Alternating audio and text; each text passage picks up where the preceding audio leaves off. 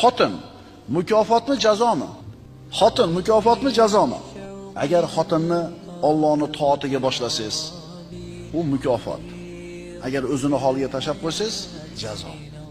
To'g'rimi? To'g'rimi? Agar siz Allohni tanitib, Allohdan qo'rqishlikka o'rgatsangiz, o'zingiz diyonatingizda mahkam tursangiz, shuni sizni hayotingizda ko'rsa, xotin ham ergashib Allohdan qo'rqar edi. Shuning uchun qo'liga katta boylik berilgan insonni ko'rgan paytda, buni hayoti zo'r demang. Qarang, u boyligi nimaga sarflanyapti? Qayerdan topyapti va qayerga sarflayapti? Alloh halol degan joydan topib, halol degan joyga sarflayotgan bo'lsa yaxshi.